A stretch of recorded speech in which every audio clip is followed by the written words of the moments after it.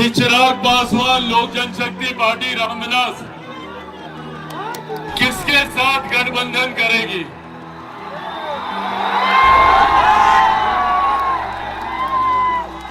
किसके साथ हम लोग आने वाला चुनाव मिलकर लड़ेंगे।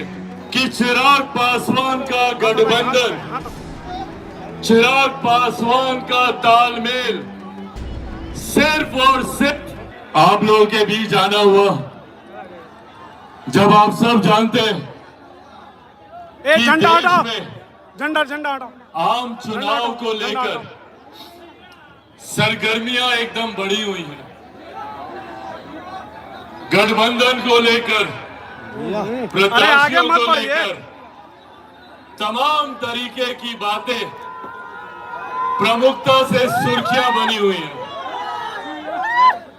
कि चिराग पासवान लोक जनशक्ति पार्टी रामविलास किसके साथ गठबंधन करेगी।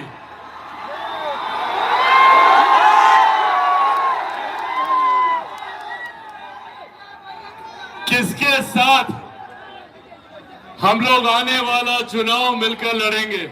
आज तक रही बात गठबंधन की, तो इस बात को मैं स्पष्ट कर दूं कि चिराग पासवान का गठबंधन, चिराग पासवान का तालमेल सिर्फ और सिर्फ बिहार की जनता के साथ है। मेरा समर्थन आप लोगों के लिए। चिराग पासवान जब तक जिएगा, जब तक मेरे शरीर में लहू का एक भी कतरा रहेगा, मैं सिर्फ और सिर्फ बिहार और बिहारियों के लिए समर्पित रहूंगा। ये बात आज स्पष्ट कर दूं। चिराग पासवान को कभी न सत्ता का मोह रहा, न सत्ता का लालच रहा है। मेरे नीति, मेरे सिद्धांत, मेरे आदर्श सिर्फ और सिर्फ बिहारियों के लिए समर्पित है और उन्हीं के लिए ही ये गठबंधन है। और साथियों, आज इन बातों का महत्व और ज्यादा बढ़ जाता है। आज जब हम लोग चुनाव की पूर्व संध्या पर यहां एकत्रित हुए हैं, आज जब हम लोग चुनाव से ठीक पहले यहां एकजुट हुए हैं, तो ये कुछ ऐसी अहम बातें हैं जो मैं आप लोगों के साथ साझा करना चाहता हूं। कई सरकारें आई, कई सरकारें गई, कई गठबंधन हुए, कई गठबंधन टूटे, पर आज भी हमारे प्रदेश की समस्याएं वही की वही मौजूद हैं। आज यही आग्रह करने आप लोगों से आया हूं। हमारे प्रदेश को बार बार कई सरकारों ने लूटा, कई राजनीतिक दल आए, कई राजनीतिक नेता आए, बड़े बड़े वादे हम लोगों से किए गए, बड़ी बड़ी बातें हम लोगों से कही गई, पर हकीकत है कि आज भी बिहार वही का वही खड़ा है। बल्कि हर बीते साल के साथ बिहार बर्बादी की ओर अग्रसर हुआ है। आज भी हमारे बिहार के युवा मजबूर हैं यहां से पलायन करने के लिए। आज भी हमारे बिहार के लोग दूसरे राज्यों में जाते हैं, शिक्षा के लिए, रोजगार के लिए, स्वास्थ्य सेवाओं के लिए। आज भी हमारे प्रदेश में छोटी छोटी मूलभूत जरूरतें सबसे बड़ी समस्या बना हुआ है। आज ये चुनाव का समय है जब हम लोग को सही फैसले, सही निर्णय लेने, चुनना है हम लोग को कि आज तक जो लोग हमारे साथ, हमारे बीच बड़े बड़े वादे करके आए, उन लोगों ने हमें क्या दिया, और अगर नहीं दिया तो क्यों हम उन्हें दोबारा चुने। आज हम लोग को उन लोगों का आकलन करना है जिन लोगों ने हमसे हमारा मत तो लिया, हमसे हमारा वोट तो लिया, पर बदले में किए गए वादे हमसे पूरे नहीं किए।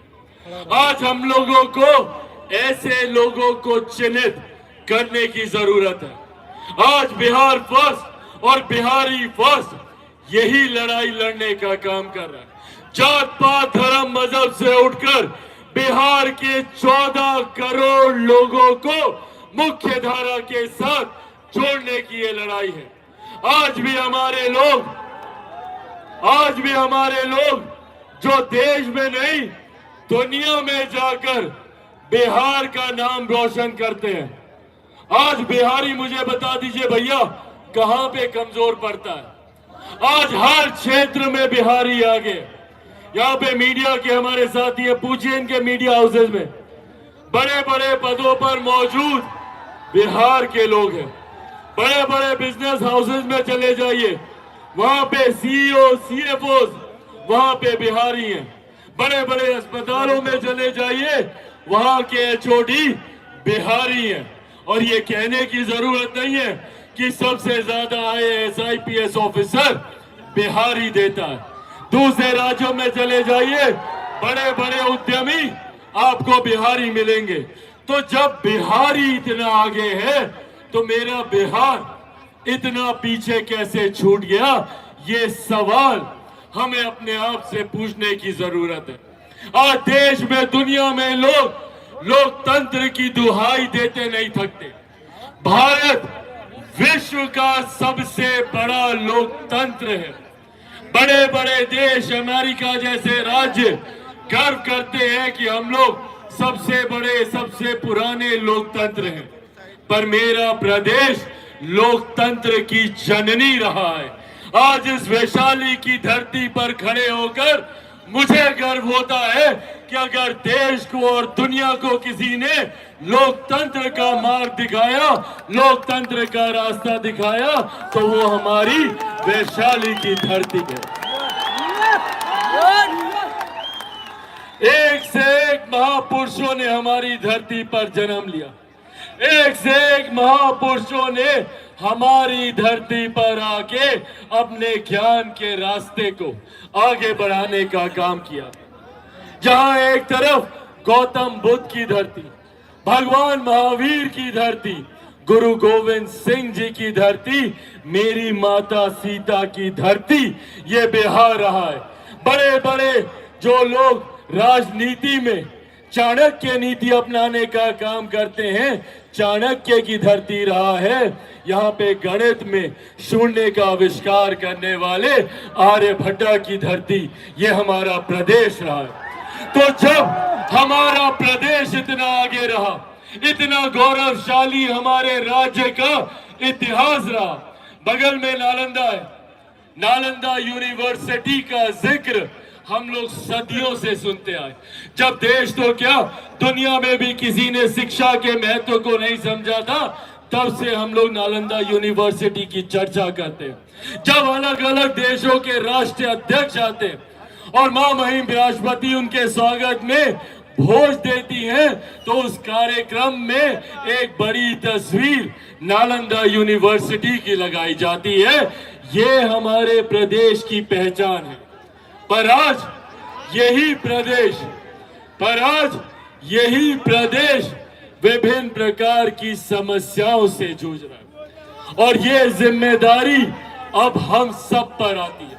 हमारी पिछली पीढ़ी ने निरंतरता में संघर्ष किया, हमारे बुजुर्गों ने किया। मैंने खुद अपने नेता, अपने पिता आदरणीय रामविलास पासवान जी को देखा कि किस तरीके से उन्होंने अपना पूरा जीवन समर्पित किया कि कैसे हम लोग अपने प्रदेश को विकसित राज्य की श्रेणी में लाकर बराबरी पर खड़ा करें। पर कई तरीकों के मतभेदों की वजह से, कई तरीकों के विभाजनों की वजह से हमारा प्रदेश उस विकास की गति को हासिल नहीं कर पाया। और आज यही आग्रह करने आप लोगों के बीच आया हूं। हम लोग को जात पात धर्म मजहब में बांटकर विभाजन की राजनीति सुनियोजित तरीके से की जाती है, ताकि हम लोग आपस में बटे रहें और हमारे प्रदेश को विकास से हम लोग अछूता रखें।